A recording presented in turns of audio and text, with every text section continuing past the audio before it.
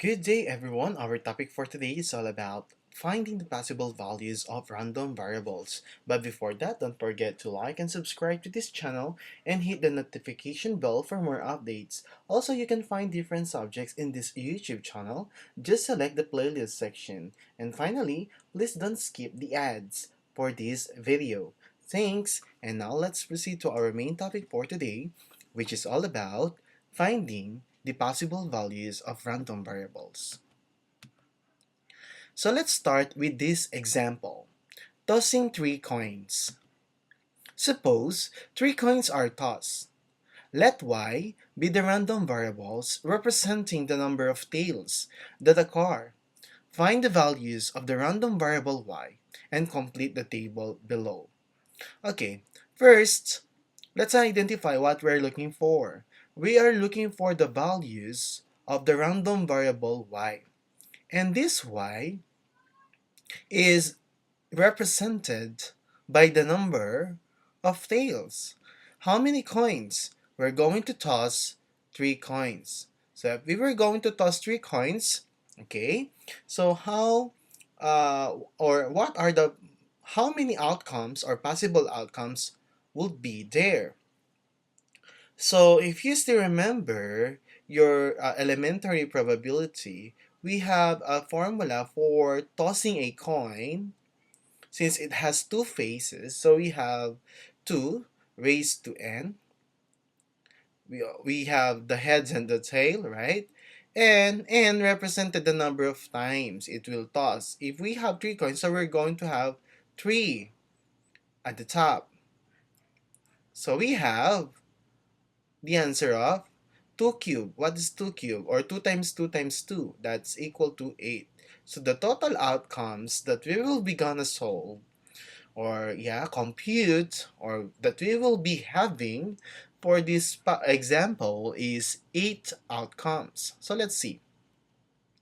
So determine the sample spaces. So count the number of tails in each outcome. So we're looking for the tails, not for the head, right? In the sample space and assign this number to this outcome. So these are the sample space or the spaces that we can have, the outcomes.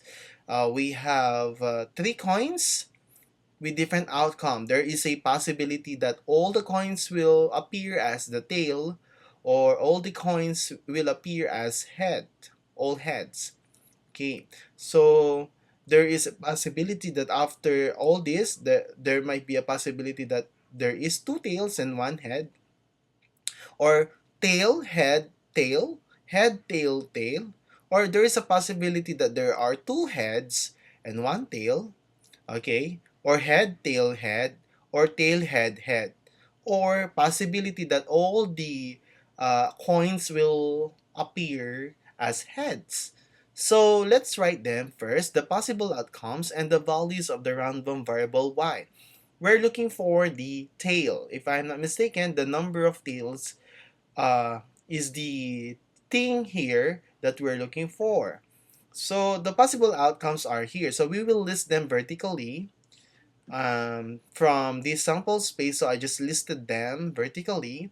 And then we will count the possible values. So for this, how many tail do we have? 3. For this one, 2. For this, 2. For this one, 2. For this one, we have one only tail, then one, one, and we don't have tail for the last one because all of them are heads, okay? So now, as we can see, we only have these 4 possible outcomes. There might be possibility that there is 0 tail, or there is 1 tail, or there might be a possibility that there are 2 tails that will appear and 1 head, or only all the coins will appear as the tail. So we have the possible outcomes of 0, 1, 2, and 3. So the possible values for the random variable y, which are the tail, are 0, 1, 2, and 3. Maybe you are asking, how did I come up with this, right? Maybe you're thinking, where did I get these values? So let me put a representation for this, just to give you an elaboration about the discussion. So let's say this is the coin. Okay, and let's have the one, the first coin, the second, and the third. Okay, so in the first toss, we can have head and tail. Okay, head and then tail. Then on the second toss, we can have also head tail here. So always, there is always a possibility that there is one tail and there is one head that will appear. So again, let's put head tail. Okay, and then another for the last coin, we have again head tail, head and then tail. Okay, another here. So let's put this diagram, head and then tail. Okay, and finally, to the last one, we have head and then tail. And, all right, head and then tail. So as I mentioned a while ago, I used the formula 2 raised to n, and the total number of outcomes that I am expecting for this experimentation is 8. So let's count first. 1, 2, 3, 4, 5, 6, 7, 8. So there are 8 outcomes. So first, we will get this head, head, head. So we have 3 heads. Okay, is it present in the previous slide? Correct. Isn't it that there are 3 heads that is present there? Another head, head, tail. Next is head, tail, head, tail, tail. And then we're done with this part. Tail, head, head, tail, head, tail, tail, tail, head, and tail, tail, tail. So all the things that I've talked about here are these numbers. Okay? I mean these possible outcomes, not numbers. Possible outcomes. All right? Now, let's have another example. Drawing of balls, mean to say getting of balls, yung kukuha ka ng balls, no? From a box. So, 2 balls are drawn in succession without replacement from a box containing 5 red balls and 6 yellow balls. Let's say, with a random variable representing the number of yellow balls, find the values of the random variable z. So, in the problem, there are 2 balls that will be drawn. So, kukuha tayo ng dalawang bola without any replacement from the box that has 5 red balls, 6 yellow balls. Okay? So, there are two possible outcomes based from the two given, right? Two given colors of balls, the red and the 6 yellow balls. So we're looking for the Z representing the number of yellow balls. So what are now the values of yellow balls? Okay, the random values or the possible outcomes of these yellow balls. Okay, so we only have two, okay, colors. So we have 5 red and 6 yellow, and we're going to draw 2 balls in succession without replacement. So how to do this? Okay, determine the sample space. Count the number of yellow balls in each outcome in the sample space and assign this number to this outcome. So we have the following. There might be a possibility that I will get 2 reds, or maybe I'll be going to get muna red muna bago yellow, or yellow bago red, or possible din na puro yellow ang bubunot ko.